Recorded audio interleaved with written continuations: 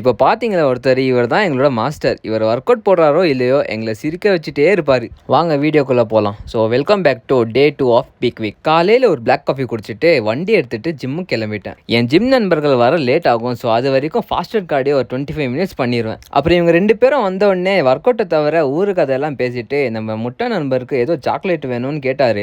Chocolate தான் கிடைக்கலன்னு குளுக்கோஸை நக்கி பார்த்துட்டு நம்ம ரோஸ் நண்பர், இப்போ பாருங்கடா பெஞ்ச் ப்ரெஸ்ஸில் உங்களை எப்படி தோக்கடிக்கிறதுன்னு சொன்னார். ஆனால் நம்ம ரோஸ் நண்பருக்கே பெரிய ரோஸாக கொடுத்துட்டோம். பாவம் கல் மாதிரி இருந்த மனுஷன் இப்போ கால் வைக்கிற இடம்லாம் கண்ணிவடியாக இருக்குது. இந்த வீடியோவில் பெஞ்ச் ப்ரெஸ் ஃபெயில் ஆனது பார்த்தீங்க, நாளைக்கு டெட்லிஃப்ட் ஃபெயில் ஆனது பார்ப்பீங்க. நேற்று போட்ட வீடியோவில் நான் பீக் வீக்கோட ஃபர்ஸ்ட் ஹாஃபை பற்றி சொன்னேன். செகண்ட் ஹாஃபில் என்ன நடக்கும்னா, நம்ம இன்க்ரீஸ் பண்ண அந்த வாட்டரை கொஞ்சம் கொஞ்சமாக கம்மி பண்ணிட்டு போவோம். இதனால நம்ம பாடி ட்ரை அண்ட் ஷார்ப் லுக் கொடுக்கும். அப்புறம் லாஸ்ட் 2 டேஸில் நம்ம விட்டு இருந்த கார்போஹைட்ரேட்ஸை திரும்ப லோட் பண்ண ஆரம்பிப்போம். இது பண்ணுறதுனால நம்ம பாடி இன்னும் நல்லா ஃபுல்லாகவும் தெரியும். அப்புறம் நம்ம வெயின்ஸும் நல்லா ஷார்ப்பாக தெரியும். எல்லாரும் ஒர்க் அவுட்க்கு நடுவில் ப்ரீ ஒர்க் அவுட் தானே எடுத்து பார்த்துருப்பீங்க. நம்ம ஆள் ஜிகர் தந்தாவே குடிப்பார். அப்புறம் மார்னிங் கார்போஹைட்ரேட்ஸ்க்கு சப்பாத்தி அண்ட் ப்ரோட்டீனுக்கு எக்ஸ் எடுத்துக்கிட்டேன். அப்படியே ஆஃப்டர்நூன் குக்கும்பர் அண்ட் ஓட்ஸ் சாப்பிட்டுட்டு கூடவே கொஞ்சம் கிரேட்டினை குடிச்சிட்டு டின்னருக்கு சிக்கனை சாப்பிட்டுட்டு தூங்கிட்டேன் கைஸ்.